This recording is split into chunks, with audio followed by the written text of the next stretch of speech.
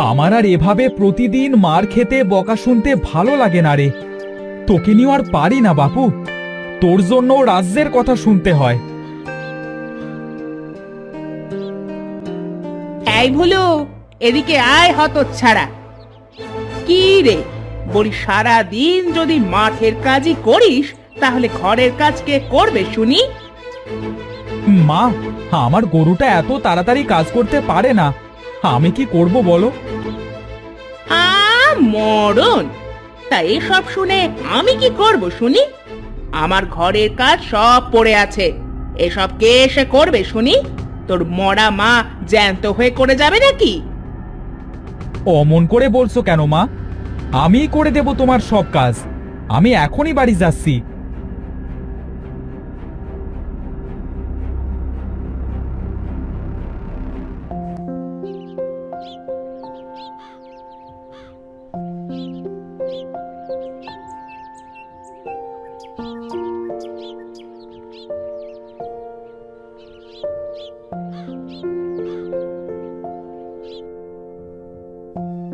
কিরে মিলু, কি করিস? এমন কাঁদো কাঁদো হয়ে আছে কেন মুখটা? দেখো না ভাই, আমি কিছুতেই এই অঙ্কটা করতে পারছি না। তা দেখি তুই কি পারছিস না। আরে, এটা তো অনেক সহজ। তুই আসলেই একটা গাধা। এত সহজ অঙ্কটাও পারছিস না? এই নে দেখ।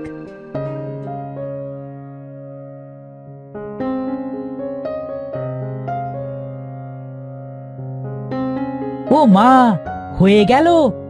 তুমি কত সহজে করে ফেললে গো। সবাই ঠিকই বলে আমি বোকা, কিন্তু তুমি অনেক চালাক আর বুদ্ধিমান ভাই। কিরে, এখানে বসে বকবক করছিস কেন? কাজ শেষ করলি? তোকে না বলেছিলাম ধানগুলো গোয়াল ঘরের ওপরের চালায় রোদে দিতে? কি সুন্দর রোদ উঠেছে! এক্ষুনি দিচ্ছি মা।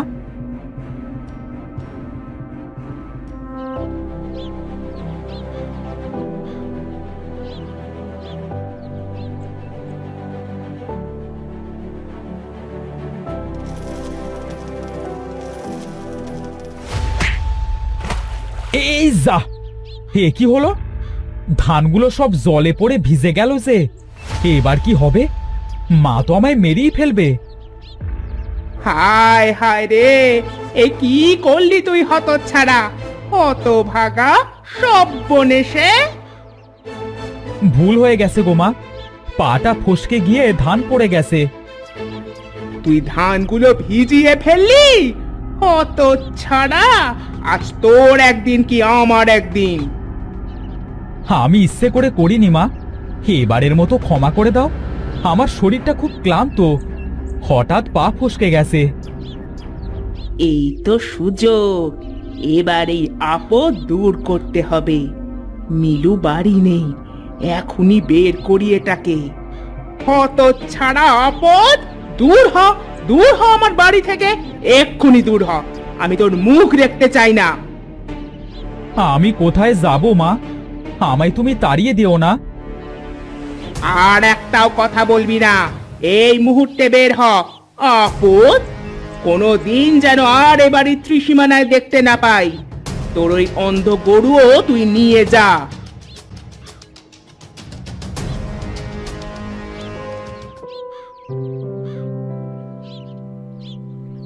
ও মা, মা, ও মা, কোথায় গেলে তুমি? এদিকে এসো।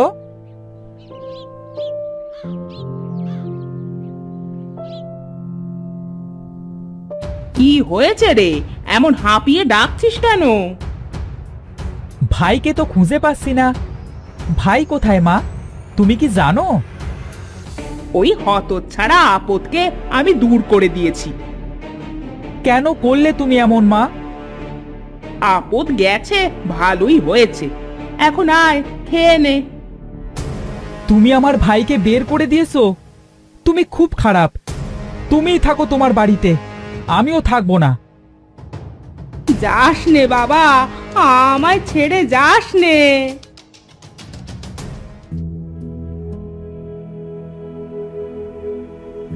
উফ, আর পারছি না, জঙ্গল তো প্রায় শেষ। এ কি, এ কোন রাজ্য?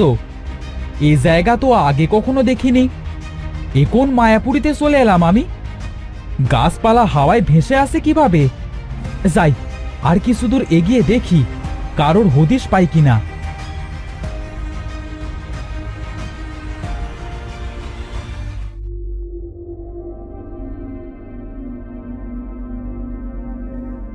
ওই যে একটা গুহা দেখা যাচ্ছে না? হ্যাঁ, যাই, ওটার ভিতরেই বিশ্রাম নিয়ে গিয়ে। আর যে পারছি না, যাই যাই, গুহার ভিতরে যাই।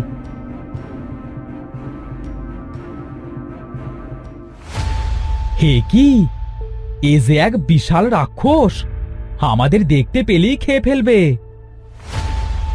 কে রে, কত বড় সাহস তোর! আমার মায়া জঙ্গলে ঢুকেছিস? দাঁড়া, তোদের এক্ষুনি চিবিয়ে খাবো। আমাদের মেরো না, ছেড়ে দাও আমাদের, দয়া করে ছেড়ে দাও। আমরা এই মায়াপুরীতে জঙ্গলের পথ দিয়ে চলে এসেছি, আমাদের মেরো না। কেন এসেছিস এখানে?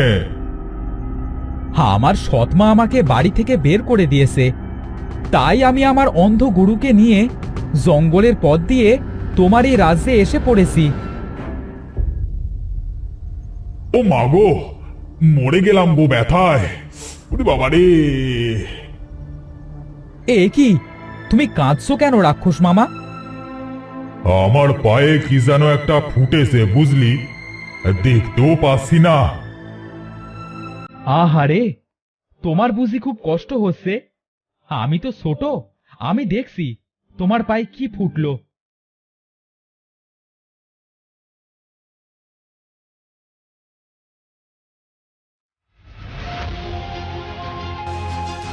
ও মা, এ তো একটা ছোট কাঁটা।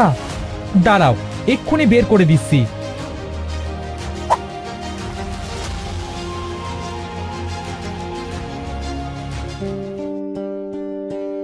আহ, কি ভালো লাগছে রে এখন। কি ব্যথা পাচ্ছিলাম এত সময় ধরে। আমার পায়ে 5 দিন ধরে কাটা ফুটে আছে। আমি দেখতেও পারছিলাম না, আর বের করতেও পারছিলাম না। তুমি কষ্ট পাচ্ছিলে, তাই তো তোমার কাঁটা বের করে দিলাম মামা। মামা? কেউ কোনোদিন মামা বলে আমায় কখনো আপন করেনি। বেশ, মামা যখন বলেছিস, তবে তোকে আমি বর দিলাম। তোর এই অন্ধ গরুর এমন শক্তি হোক যেন ও সারা দিন রাত একাই 100 গরুর কাজ করতে পারে। ও মা, তাই? তোমায় অনেক ধন্যবাদ মামা।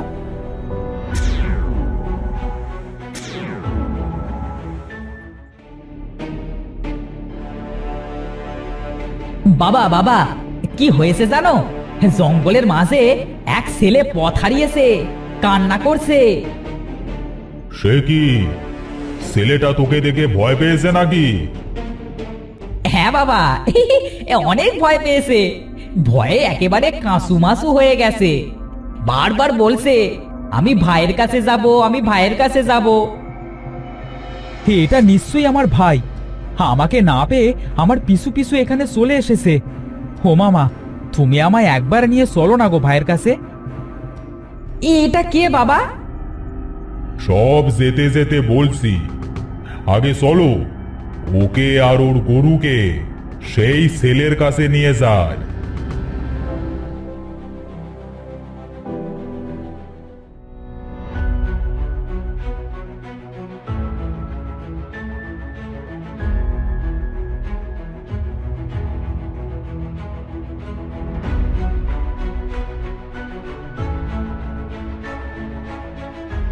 কিরে ভাই, তুই এখানে কেন এসেছিস? মা তোকে তাড়িয়ে দিয়েছে, তাই আমিও বাড়ি ছেড়ে চলে এসেছি। ভাই, এখন আমরা কোথায় যাব? আমাদের তো যাওয়ার কোনো জায়গা নেই।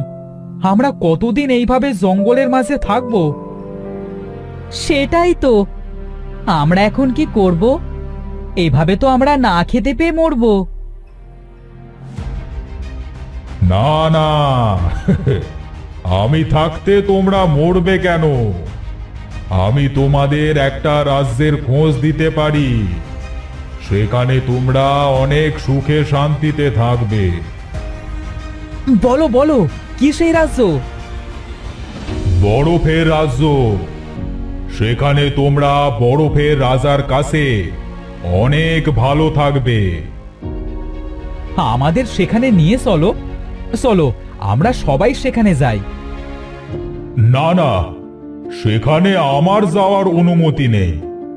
আমি শুধুই পথ বলে দিতে পারি। বলো আমাদের, আমরা কিভাবে যাব সেখানে? আমার এ রাজ্যের শেষ সীমানায় যে ঈশান কোণ বরাবর 1 মাইল হেঁটে গেলেই দেখতে পাবে বিশাল সেই হিমালয় বরফের রাজ্য। সেখানে গিয়ে বরফের রাজার কাছে যেতে হবে।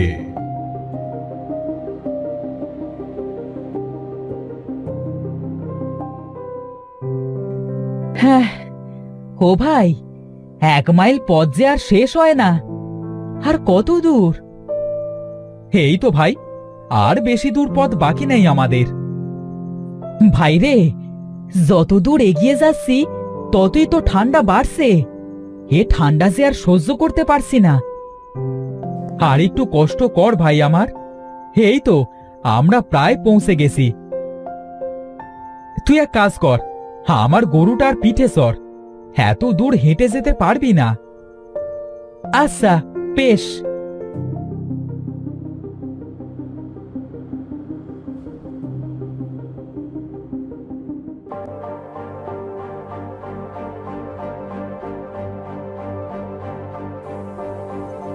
প্রণাম রাজামশাই। কে তোমরা? আমার রাজ্যে কিভাবে এসেছো? আমরা অনেক দূর থেকে এসেছি, সেই রাক্ষস রাজ্য পার করে এখানে এসেছি। তা তোমরা এখানে কি চাও? আমাদের যাওয়ার কোনো জায়গা নেই, আপনার কাছে আশ্রয় চাই। তা আমার রাজ্যে থাকতে পারবে তো? সাধারণ মানুষ কিন্তু পারে না। আর থাকতে গেলে তোমাদের একটা পরীক্ষা দিতে হবে। এই পরীক্ষায় উত্তীর্ণ হতে পারলেই তোমরা আমার রাজ্যে থাকতে পারবে। জি বলুন রাজামশাই, কি পরীক্ষা? আমরা সব পরীক্ষা দিতেই রাজি আছি। আমার রাজ্যের সব চাষের জমি তোমাকে একা চাষ করতে হবে। এটা করতে পারলেই তোমরা আমার রাজ্যে থাকতে পারবে। আচ্ছা রাজামশাই, আমরা তাই করব। এই কে আসিস রে? ওকে আমার 200 বিঘা জমিটা দেখিয়ে দে তো।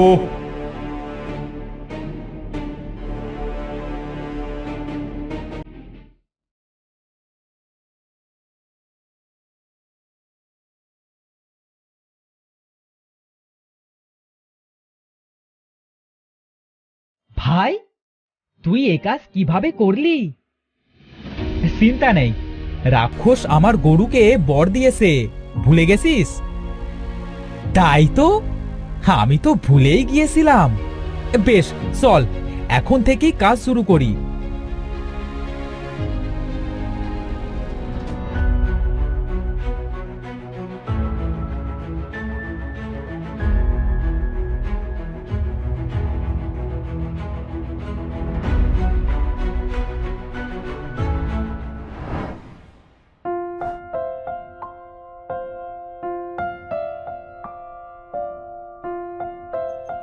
রাজামশাই, আমাদের সব কাজ শেষ। কি? এখন তো মাত্র 20 দিন হলো, এর মাঝে সব কাজ শেষ? হ্যাঁ রাজামশাই। না, আমি বিশ্বাস করি না। আমি নিজে যাব।